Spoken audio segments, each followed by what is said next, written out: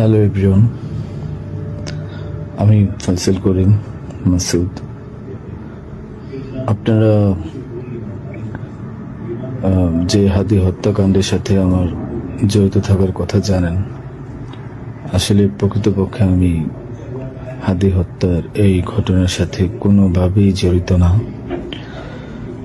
এটা একটা মিথ্যা বানোয়াট, একটা চক্রান্ত, যার কারণে আমি দেশ ছেড়ে চলে আসতে বাধ্য হয়েছি। আমি দেশ ছেড়ে চলে এসেছি এখন দুবাইতে আছি।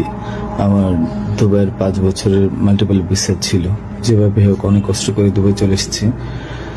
আর আপনারা এই হাদি হত্যাকাণ্ডের জন্য মিথ্যাভাবে আমার ফ্যামিলির সবাইকে জড়াইছেন।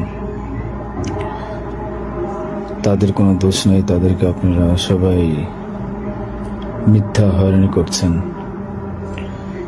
যেভাবে পারছেন সেভাবে অত্যাচার করছেন। আসলে এটা বলে বোঝানোর মতো না। আপনারা অনেক অত্যাচার করছেন, মিথ্যাভাবে তাদেরকে ফাঁসিয়েছেন, আমাকে ফাঁসিয়েছেন। হ্যাঁ, হাদির সাথে আমার সম্পর্ক ছিল। আমি গিয়েছিলাম তার অফিসে যাওয়ার পিছনে কারণটা হচ্ছে, আমি যেহেতু ব্যবসা করি, আমার একটা আইটি ফার্ম আছে। তো দীর্ঘ 10 বছর ধরে আমি বিজনেস করছি। এই আইটি ফার্মে অনেক কাজই হয়, সব সরকারি কাজ হয়। তো এখানে একটা কাজ ছিল অর্থ মন্ত্রণালয়, একটা কাজ ছিল আপনার খাদ্য মন্ত্রণালয়। তো এই দুইটা কাজ নিয়ে আমি কথা বলতে গিয়েছিলাম। সে আমাকে পাইয়ে দিবে আশ্বস্ত করেছিল। আমি তাকে 5 লাখ টাকাও দিয়েছি, অগ্রিম চেয়েছিল। এবং তার এই যে আপনার যে প্রোগ্রামগুলো, এগুলোর ডোনার হিসেবে আমাকে থাকতে বলেছিল। আমি থেকেছি এবং তার প্রোগ্রামগুলোর জন্য যত টাকা লাগতো আমি দিয়েছি। এবং লাস্ট যেদিন শুক্রবার, ওই দিনে তাকে আমি 10,000 টাকা দিয়েছি তার ওই প্রোগ্রামের জন্য। এখন কথা হচ্ছে, আমাকে মিথ্যাভাবে ফাঁসানো হয়েছে।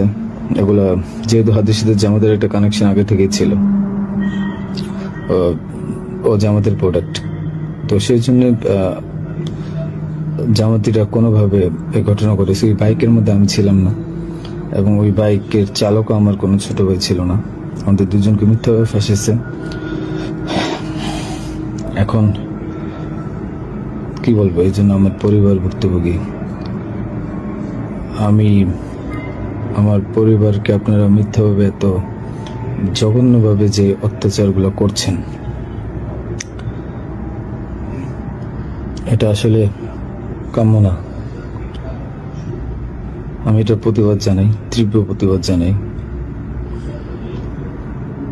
এটার একদিন সুষ্ঠু বিচার হবে।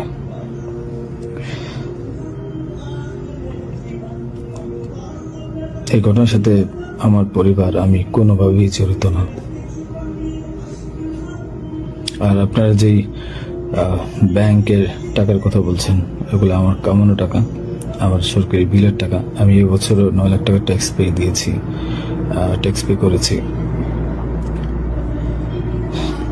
প্রতি বছরই আমি গভর্নমেন্টকে ট্যাক্স দেই। এগুলো প্রত্যেকটা হিসাব আছে। প্রিয় দর্শক, ভিডিওটি অবশ্যই দেখতে পাচ্ছেন। এখন আপনারা আপনাদের গুরুত্বপূর্ণ কমেন্ট অবশ্যই জানিয়ে দিতে পারেন। তো ভিডিওটি এই পর্যন্ত। ভিডিওটি ভালো লাগলে অবশ্যই একটি লাইক দিবেন, চ্যানেলটি সাবস্ক্রাইব করে রাখবেন নিত্য নতুন ভিডিও পেতে। তো দেখা হচ্ছে নতুন আরো একটা ভিডিওতে। ততক্ষণ সবাই ভালো থাকুন, সুস্থ থাকুন। আল্লাহ হাফেজ।